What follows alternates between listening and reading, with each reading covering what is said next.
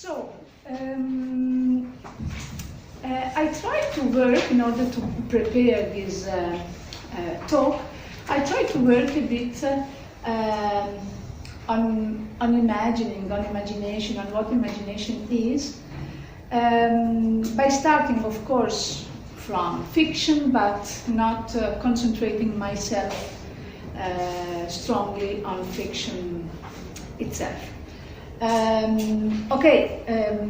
There's a general agreement on the fact that fiction and literature are not one and the same. We have heard David Davis this morning explaining why it is different to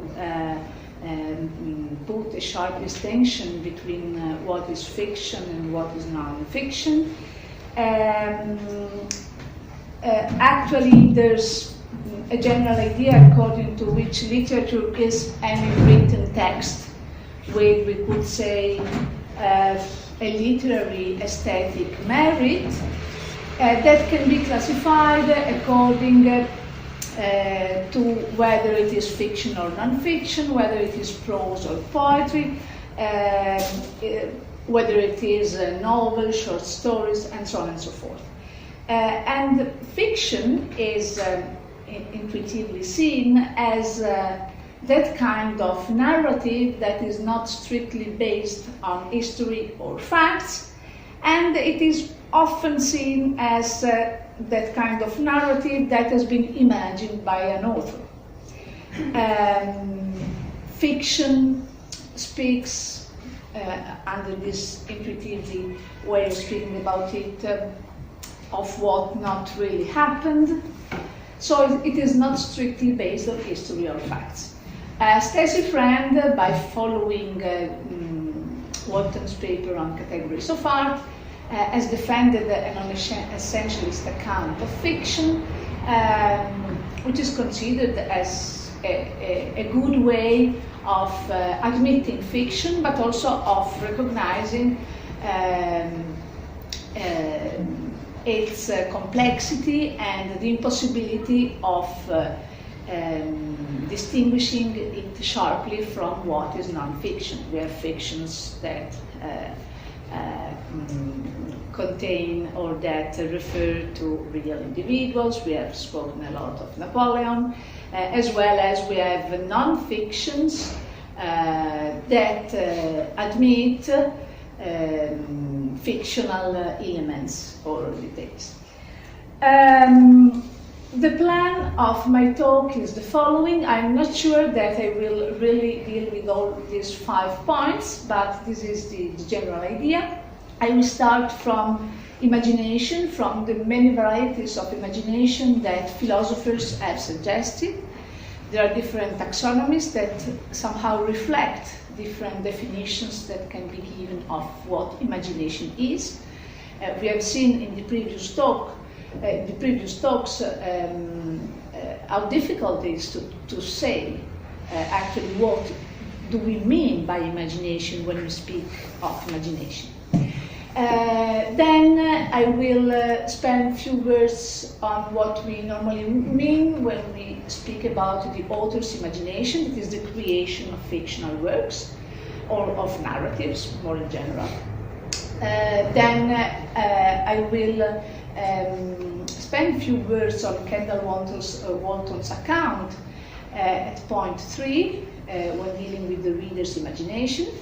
Then imagination and understanding is my 4th point, and if I have time I will also speak a bit about imagination and creation and imagination and creativity. So a very general and maybe naive position is the one distinguishing sharply fictional work from factual reports, and according to this position there's a spatially strong link between fiction and imagination. According to this same position, this link is also somehow connected with understanding. This means that, for instance, one who mistakes a fictional work for a factual report or a history has not properly understood it. This quote by Novitz says that rather than treat Anna Karenina and Hamlet as histories, The reader must take it as if there are certain people who occupy imaginary worlds. He must make believe, fantasize, or imagine that they live in certain places and do certain things. So here imagination seems to be characteristic of fiction, whereas seems to be something totally extrinsic to fact, to what is factual or what are factual reports. Nonetheless, it is not so automatic to see a special link between, as we have already seen in the previous speakers, it's not so automatic to recognize this link between fiction and imagination. And also, imagination is not something that is easy to define. One quite a classical definition of imagination is the one given by Strawson in his Imagination and Perception, where he really strictly follows what Plato says concerning fantasia. It's quite the really same idea, where he says the uses and applications of the terms image, imagine, imagination, imaginative, and so forth make up a very diverse and scattered family. Even this image of a family seems too definite. It would be a matter of more than difficulty exactly to identify and list the family's members, let alone establish their relationship of parenthood and cousinhood. But we can at least point to different areas of association in each of which some members of this group of terms ordinarily find employment. Here are three such cases. First, the area in which imagination is linked with image, and the image is understood as mental image, a picture in the mind's eye, or perhaps a tune running through one's head. Two, the area in which imagination is associated with invention, and also sometimes with originality or insight or felicitous or revealing or striking departure from routine. Three, the area in which imagination is linked with false belief, delusion, mistaken memory, or misperception. So here there is the very same idea that Plato had of fantasia, and in fact, I mean, in contemporary papers on imagination and fantasia, the one that the ancient considered fantasia, are really one and the same. Another possible definition of imagination is that insisting on distinguishing different kinds of imagination. For instance, Carey and Ravenscroft distinguish three different kinds of imagination: creative imagination, which is the one combining ideas in unexpected and unconventional ways. This has to do, of course, with creativity. Sensory imagination is the one reflecting perception-like experiences in the absence of appropriate stimuli, and here is the second definition of imagination is the one where the imagination is used to represent something that actually does not exist or does not exist anymore. And then the third kind, which has been so much discussed, is the recreative imagination, which is the one seen as the ability to experience or think about the world from a perspective different from the one that experience presents. Another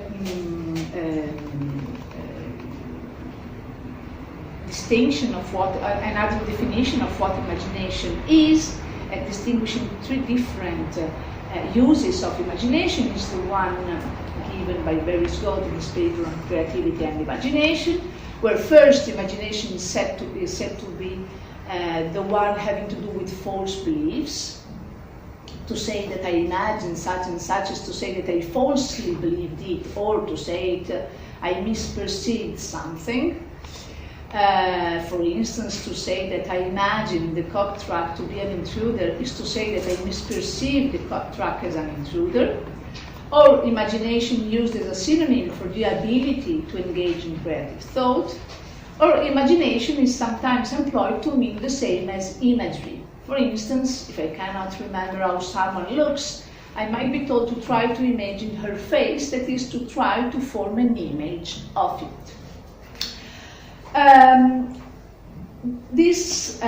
all this given by Bersgoth or by Curry and Ravenscroft are different ways we could try to define imagination. We also have different kinds of imaginings, as Goth explains in this very same paper. He speaks about the propositional imagining, that is, imagining that P means entertaining the proposition that P without having any commitment to it, we would say. That is, that having in mind is a matter of thinking of it in such a way that one is not committed to the proposition's truth or indeed to its falsity. Under this point of view, of course, imaginings differ from beliefs, because beliefs are committed to truth, whereas imaginings are not. We could also have objectual imagining. That is, when we imagine an object, again, without being committed to its existence. I can imagine an object such as in the example Goth gives, a wet cat, without, and entertaining this concept of a wet cat without being committed to the existence of this wet cat, of this X.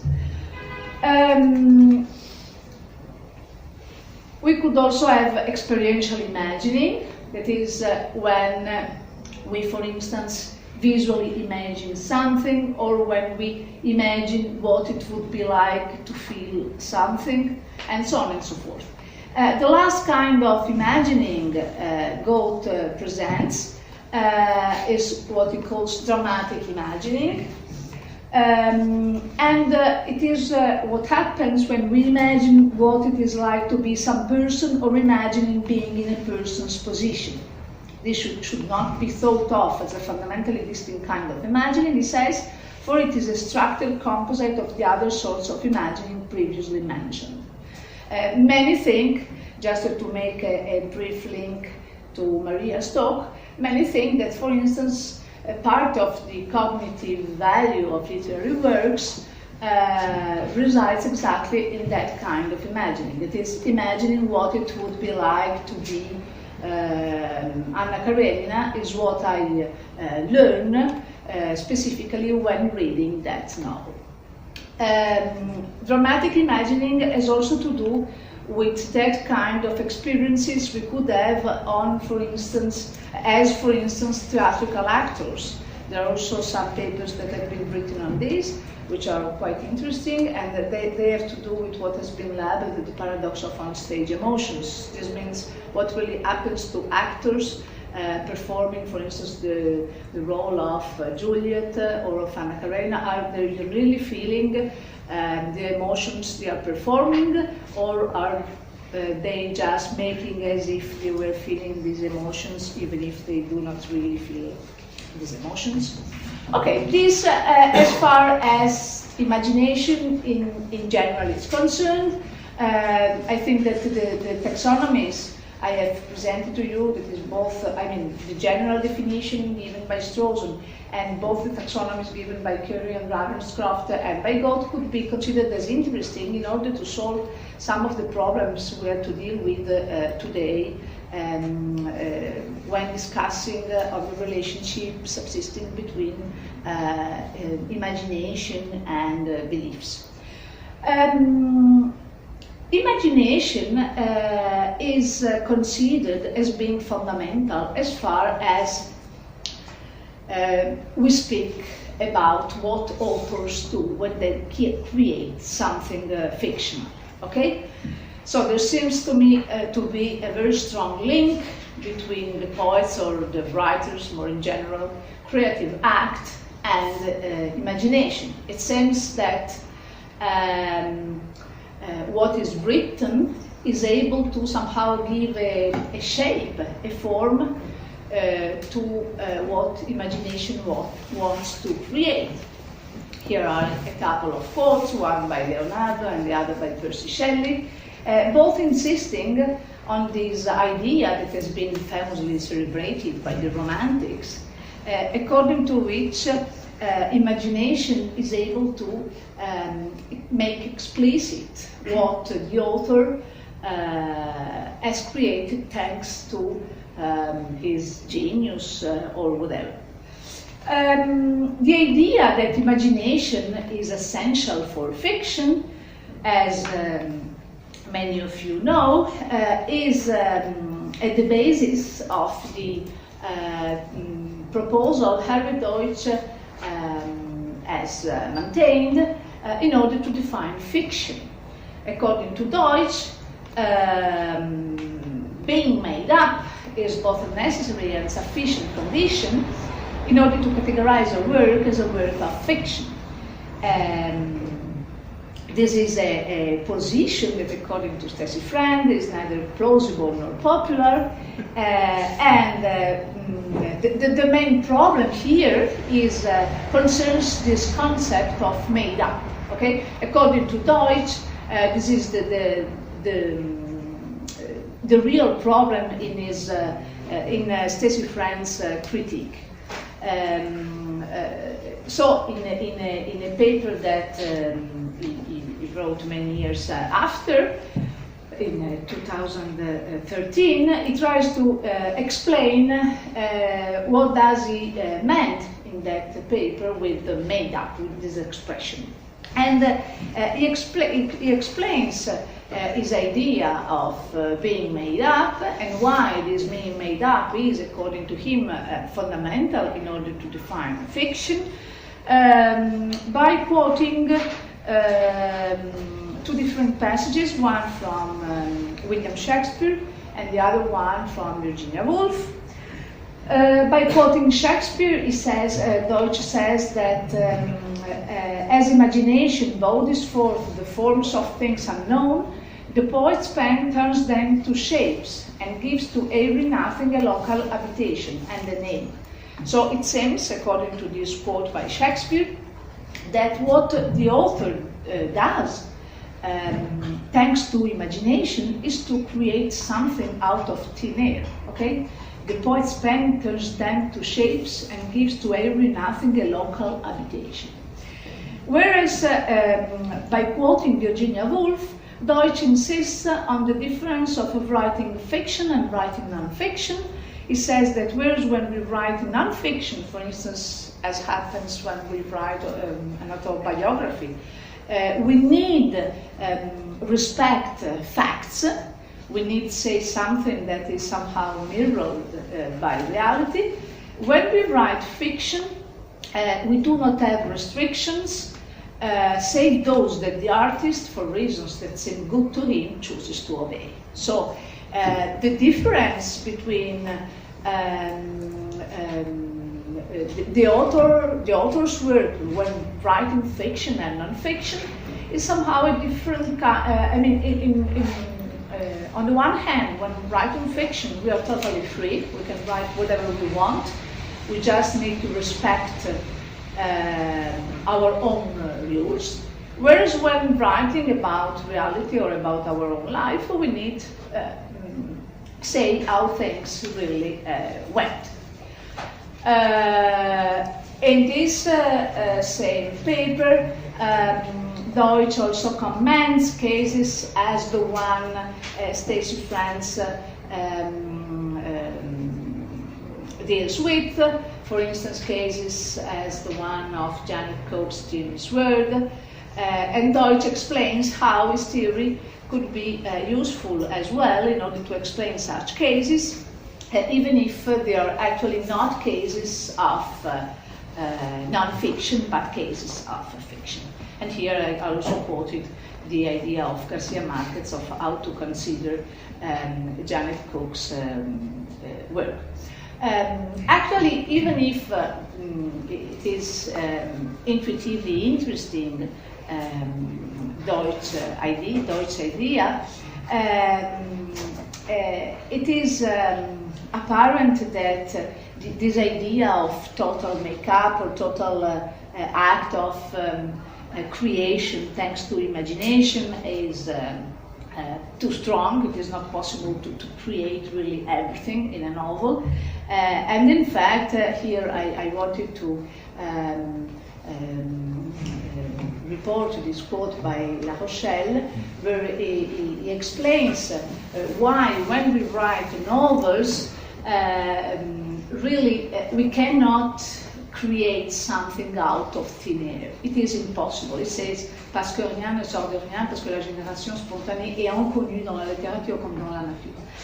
This means that, I mean, even if you do believe of creating something out of thin air, actually you are putting together things that already exist. And in this sort of manipulation, in this sort of putting things together, maybe lies the work of the author.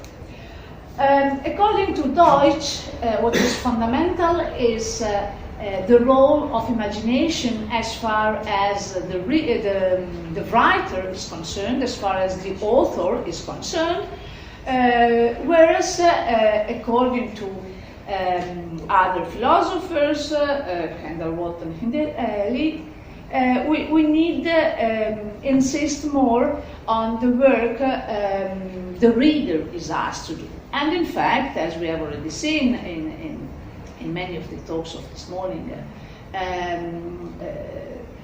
for Kendall Walton, for instance, a sentence being true in a game of make-believe means that the sentence is fictional in this work, which means that readers are required to imagine that, as is the case given the rules of the game. Then the reader, according to this view, need to use his imagination in order to imagine what is true according to the game of make-believe. This happens with children when they are required to imagine that a certain tree stands a bear and not a lion, and this happens also with readers of the Metamorphoses when they are required to imagine that Gregor Samsa was turned into an insect and not, for example, into a pterodactyl.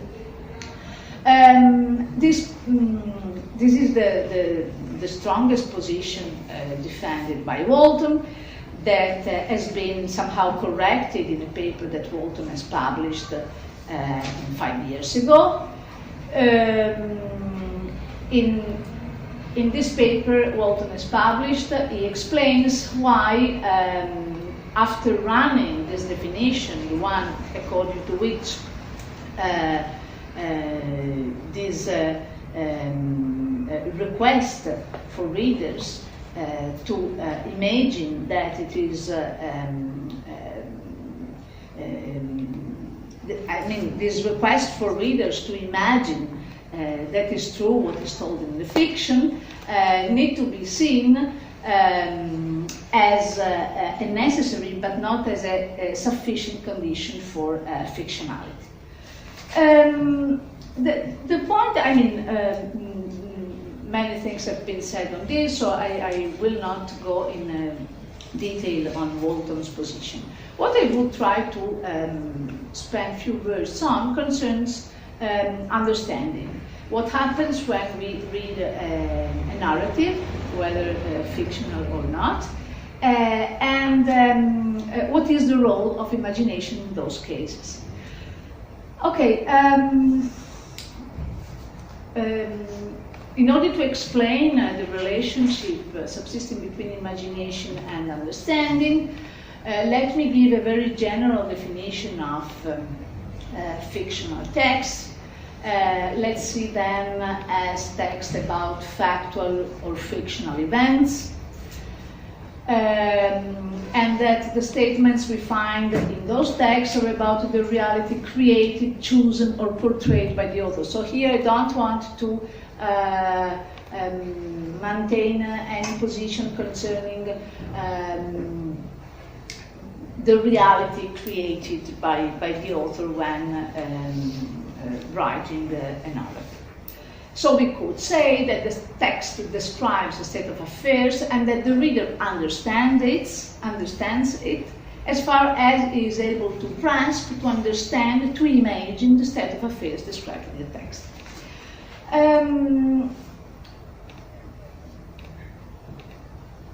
But as we know, what we find in literary texts and the events which are described in these texts, and even the individuals we find in literary texts, are not complete. By following Ingarden, I would say that they are schematized objects. Okay? What does it mean that they are schematized objects?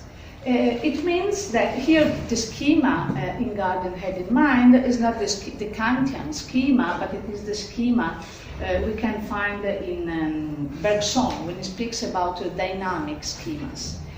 And it is a schema because it is an object having many aspects which are left indeterminate.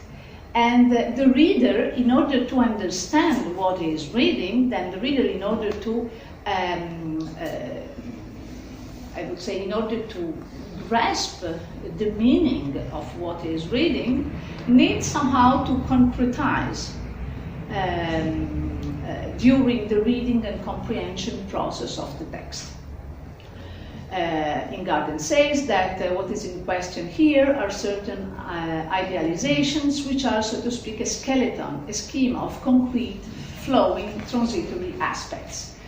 The example Ingarden gives is the following. He says, for instance, a story begins with the sentence, an old man was sitting at a table. It is clear that the represented table is indeed a table and not, for example, a chair.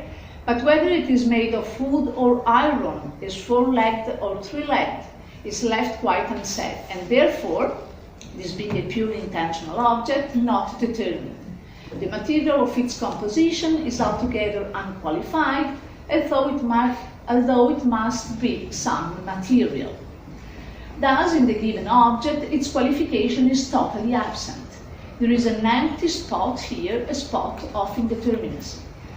As we have said, such empty spots are impossible in the case of real object. At most, the material may, for example, be unknown. Barry-Smith has written an important paper on this difference between real objects and fictional objects as far as this indeterminacy or incompleteness is at stake.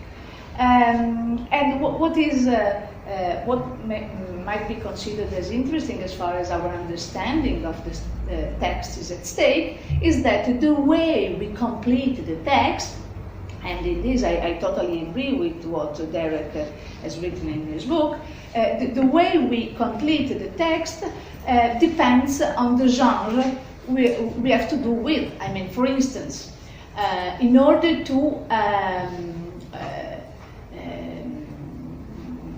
determine the material the table is made of, if I am reading a realistic novel, I will suppose that this table is made up of wood or of iron and so on. Whereas if I am reading a fantasy, I could also believe that this table is made up of water.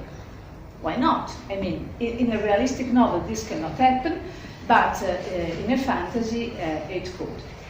And this is an important role of the reader. It is one of feeling what is left incomplete by the writer. The writer cannot say everything concerning what he is describing, and we as readers need somehow fill the spots of indeterminacy in order to understand the text. And this also explains why from a single schematized object we can derive different concretizations. On this, the School of Constance has given important suggestions when explaining this concretization characterizing the work of the reader. The concretizations can never be identified with the object itself. The object remains schematized and then not determined under every aspect, even if we need to do this act in order to understand. And this can also explain, as the example I've given in the slide, why we can derive different concretizations from one and the same schematized object. by referring to the movie that have been produced from the basis of Flaubert text, we can say that there are, for instance, one concretization, the one given by Claude Chabrol, gives to Madame Bovary the face of Isabelle Huppert. And we can, of course, the concretization Chabrol has given need not be a concretization that I believe is a good one. I can criticize it, of course. In this case, it has been criticized because Isabelle Huppert is, even if being a wonderful actress, maybe is not the right person to give to Madame Bovary a face. Exactly as I told you before, our work as readers consists in filling the spots of indeterminacy.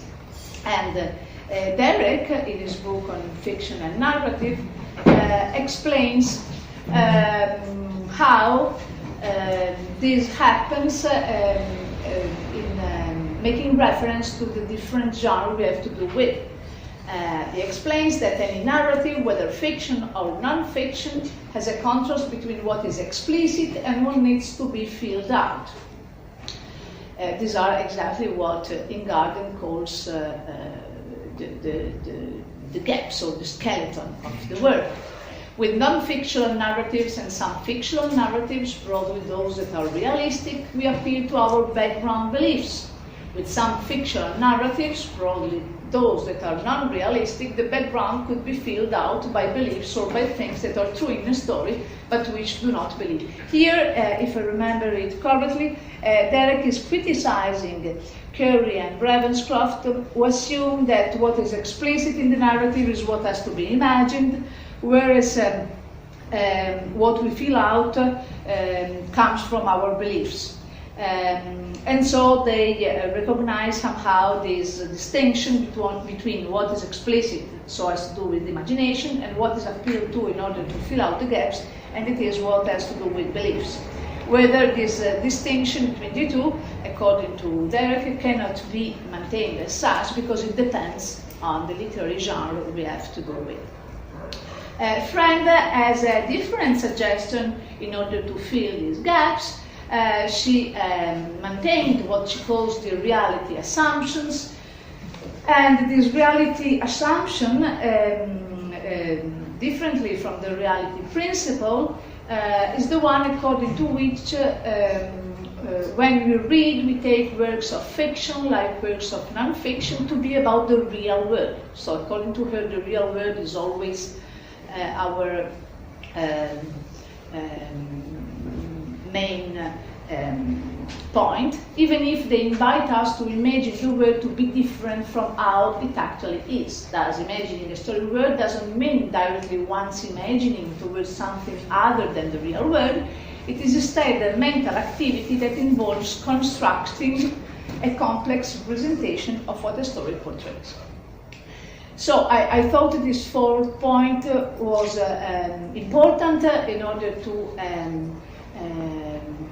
work a bit on this relation between imagination and understanding, as far as the work of the reader is at stake, as far as imagination is important for the reader, but not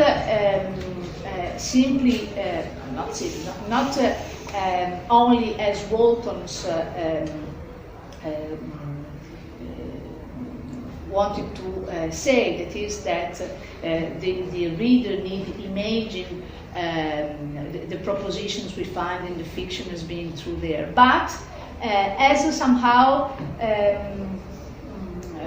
making the right inferences, as filling this skeleton somehow in order to make it become concrete for the reader during appreciation.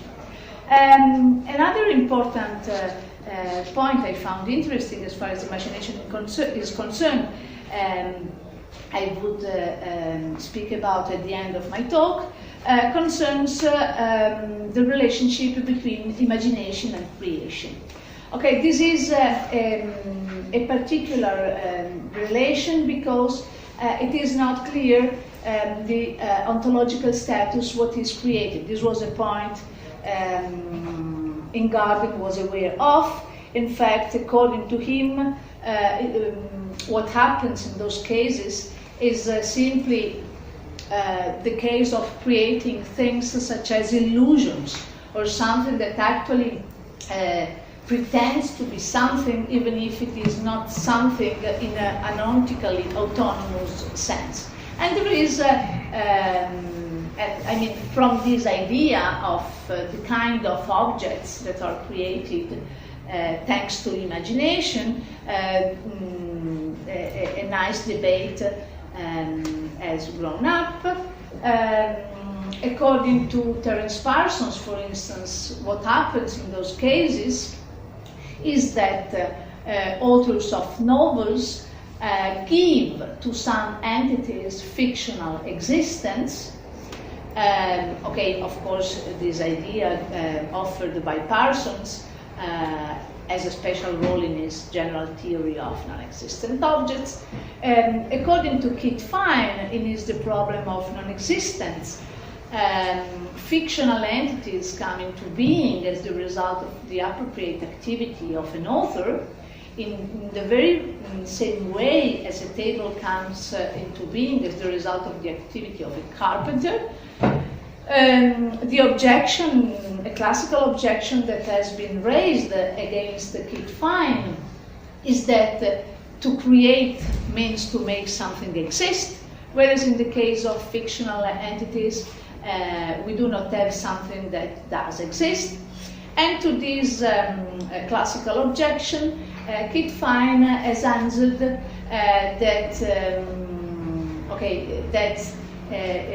we have to do with the creation of an object, even in the case of fictional entities, but what we should focus on is the fact, the kind of entity that has been created in this way.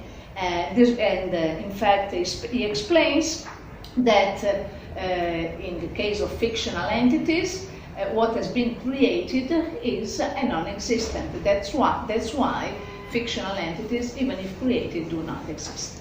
And Amy Thomason compares the creation of fictional entities to the creation of artifacts, and she works on this strange case that is at stake with fictional entities, and that differentiate fictional entities from other abstract artifacts. And this difference is that whereas when we wanted to create a table, we need to do something, whereas when we want to, we need to do something in practice. When we wanted to create fictional entities, we just need to describe them and they come into existence. The last point I would like to deal with is the one concerning creativity, which is one of the most obvious notions that have been connected with imagination. It is, I think that the link between imagination and creativity is perhaps the most influential one. In order to explain creativity, it has also been suggested the link between creativity and inspiration. That is the idea that somehow the poet is the mouthpiece of God. It is so even if he does not know what he is doing, he is able to create something. This is, for instance, the position offered by Plato in his Ion. Or also the idea that creativity comes somehow or is based on derangement. So the poet, according to this, or the writer, the creator of narratives, for instance, is a sort of madman that creates in order to make explicit something he has inside. But the first idea, that is that creativity is based on imagination, is maybe the one that is more interesting to defend, and also more easy to try to explain. This is also a position that has been defended by many. Also, this, for what concerns this role of imagination, here there's a long quote, I won't read it, by Mary Shelley in his preface to Frankenstein or the Modern Prometheus, where she explains how, in the case of imagination, we have to do with a sort of combination between invention and imagination, and also between the ability to combine idea we already had before. And this is also an idea defended somehow by Oliver Sacks in his last book, where he says that creativity involves not only years of conscious preparation and training, but unconscious preparation as well.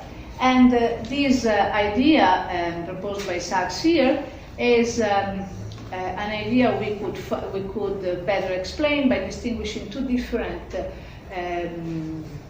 kinds of creativity, the passive and the active. Whereas in the passive creativity, what happens is that we somehow do not think about what is happening, or we do not think about the imaginative process that is running, and the outcome simply pop-ups into the head of the subject.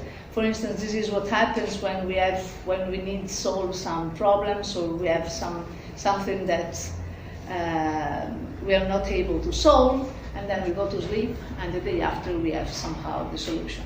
Whereas active creativity is the one we have to do with when the subject actually searches out various solutions, and he is able to find the right one by working actively with his imagination.